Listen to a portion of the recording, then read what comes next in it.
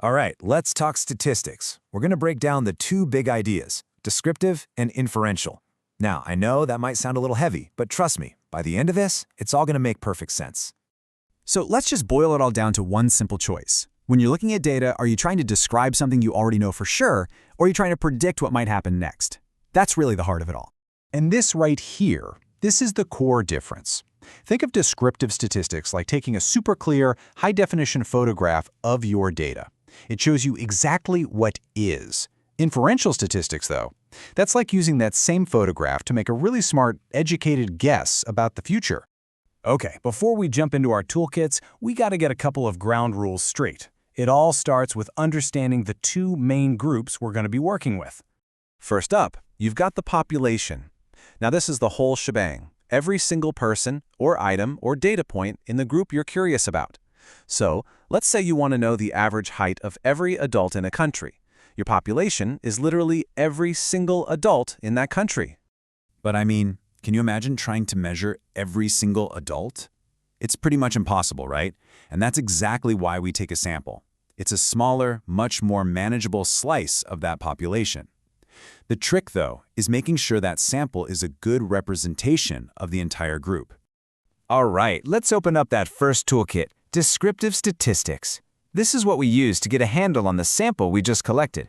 You can think of it as focusing on the cold, hard facts of our data photograph. So the thing to remember here is that this toolkit, it doesn't guess, it doesn't predict, nope. It just summarizes and describes what your data looks like, laying out the facts in a way that's super clear and easy to understand. And we usually group these tools by what they actually do. Some tools are all about finding the center of the data, like the average. Others tell you how spread out everything is. And some are really simple. They just count how many times something shows up.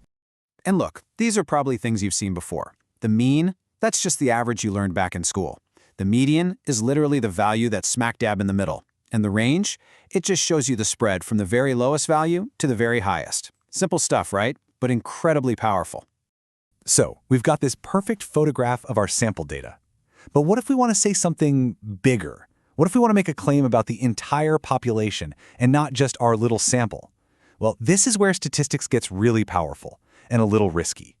And this is where our second toolkit, inferential statistics, comes into play.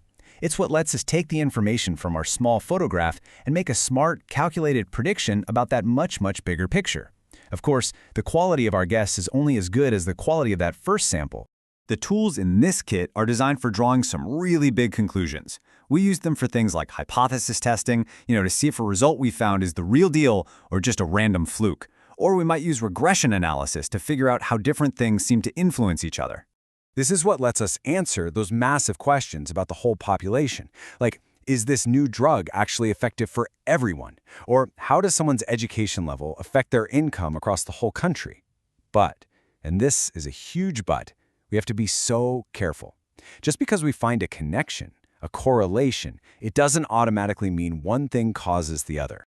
Okay, theory is great, but let's make this real. Let's walk through a real-world scenario, because seeing these tools in action is going to make the difference totally crystal clear. So let's put ourselves in the shoes of a nurse. They've got a bunch of data from a sample of their patients, and they need to figure out what it's all telling them. So first things first, the nurse takes that photograph of their patients using descriptive stats. The average patient age is 52. The blood pressure readings fall within a specific range, and exactly 15% of them have diabetes. These are just the facts, plain and simple, from the data they have. But now, this is where it gets really interesting. The nurse can use inferential statistics to start making predictions.